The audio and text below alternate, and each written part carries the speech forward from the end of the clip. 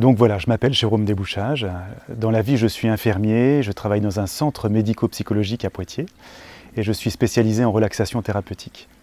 Depuis une vingtaine d'années, je travaille avec le père Patrice Gourrier d'un point de vue associatif et nous avons ouvert ici donc, ce centre de méditation et j'ai beaucoup de joie de co-animer avec lui les différentes sessions de méditation, que ce soit des méditations laïques dites de pleine conscience ou des méditations spirituelles à partir de la tradition des Pères du désert. Alors effectivement, ici dans ce centre de méditation, avec le Père Gourrier, on est assez complémentaires. Lui donne tous les enseignements spirituels, ce que je ne me permets pas de donner, puisque je suis un simple laïc. Mais modestement, voilà, j'essaie de contribuer aux différents enseignements avec un autre aspect qui est plus peut-être l'aspect corporel. Alors au cours de cette session, vous n'avez pas goûté à la marche méditative, mais j'anime donc la marche méditative, j'anime aussi un atelier de Qigong du cœur.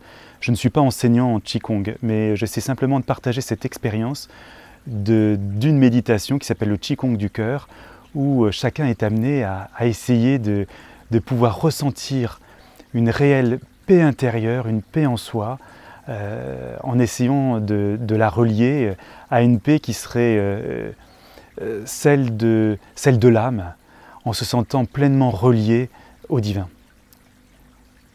Toujours très intéressant de goûter l'expérience, puisque sur les images on peut se dire bah oui, ça fait un peu cours de gym, je lève les bras, et en fait ce n'est absolument pas l'aspect intéressant, puisqu'effectivement il y a une série de mouvements, mais l'idée ce n'est pas de faire des mouvements pour faire des mouvements, même si ces mouvements sont calqués sur la respiration. L'idée c'est de pouvoir vivre ces mouvements et les vivre comme une méditation. Et alors effectivement, je pense que ce qui est intéressant, c'est de pouvoir les vivre avec beaucoup de simplicité, beaucoup de grâce, parce que cette méditation, c'est l'occasion de pouvoir permettre à notre âme d'avoir un véritable bol d'oxygène. Je pense que nous sommes réellement bien avec nous-mêmes quand notre âme respire. Et notre âme, pour respirer, elle a besoin de se sentir reliée. Elle a besoin de se sentir reliée au monde, à la création, la nature qui est l'œuvre du Créateur, et notre âme, elle se sent pleinement respirer lorsqu'elle se sent reliée justement au Créateur. Et je pense que cette méditation, ce Qigong du cœur, est l'occasion de se sentir relié avec soi-même, avec son cœur, avec la nature et avec le Créateur. Simplement en vivant ces mouvements tels qu'ils sont proposés. C'est une expérience qui est intéressante quant à la vie en groupe. C'est extrêmement beau quand on voit ces séries de mouvements qui se suivent, mais c'est aussi fabuleux quand on peut le vivre tout seul comme tu l'as expérimenté. Et je me souviens que dans nos groupes de méditation, il y a un couple qui systématiquement, quand ils se promènent en forêt, lors de leur promenade, s'arrête à un moment donné en se disant oh là là, c'est absolument magnifique ici, et commence à pratiquer le Qigong du cœur. Voilà, et je trouve que c'est un beau témoignage quand les gens expérimentent les choses et qu'ils les vivent de l'intérieur et qui ensuite peuvent nous le rapporter pour le partager avec nous. Bien, je dirais que d'une façon très globale, la méditation, telle qu'on peut la proposer ici, me semble d'une très grande richesse pour retrouver le calme en soi, pour retrouver la paix en soi. Nous avons coutume de dire que la méditation, en fait, c'est un chemin pour aller vers soi, mais aussi un chemin pour aller vers plus grand que soi.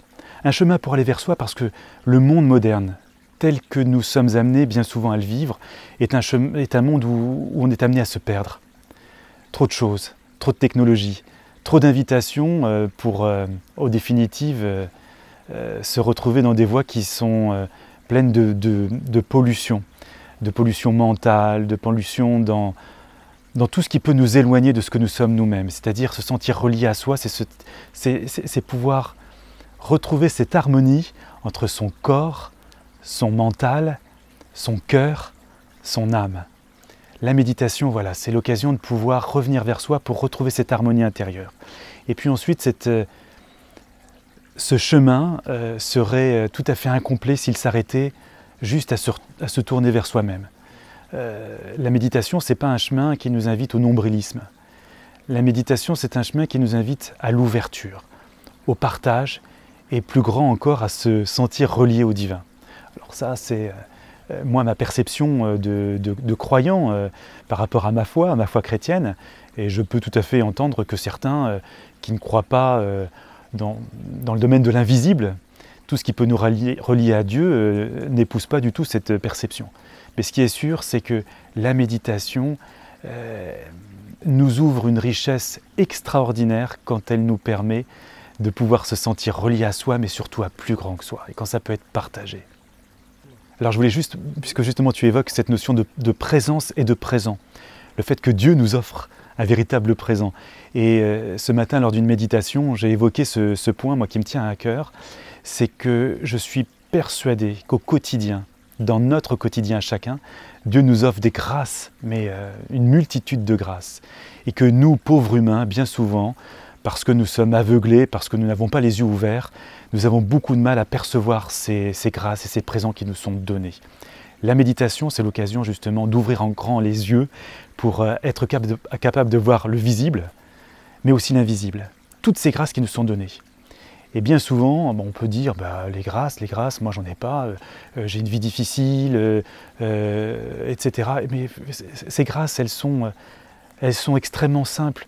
Le fait d'avoir un travail, c'est une grâce qui nous est donnée. Le fait d'avoir un logement, c'est une grâce qui nous est donnée. Le fait de pouvoir manger à sa faim, c'est une grâce qui nous est donnée.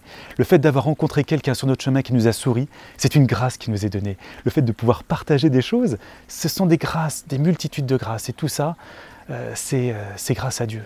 Certes, on a œuvré pour pouvoir obtenir telle ou telle chose dans notre vie, mais sans Dieu, rien n'est possible. Et bien souvent, je suis persuadé que Dieu n'attend qu'une chose, c'est de pouvoir aussi que nous puissions en prendre conscience pour pouvoir le remercier, pour pouvoir le louer. Et bien des cultures dans ce monde ont cette capacité et cette simplicité de louer Dieu au quotidien pour toutes ces grâces qui sont données. Mais nous vivons dans un pays extrêmement riche où toutes ces grâces-là finissent par être des évidences et finissent par être des choses auxquelles on pourrait se dire « mais j'y ai droit ». J'y ai droit, donc je n'ai pas remercié pour quelque chose auquel j'ai droit. Mais si, au contraire. Tout ce que nous avons aujourd'hui, nous ne les aurons peut-être pas demain. Et donc, je crois que c'est bien constamment d'avoir les yeux ouverts sur ce qui nous est offert et de savoir remercier le divin pour tout ce qui nous est donné. Amen.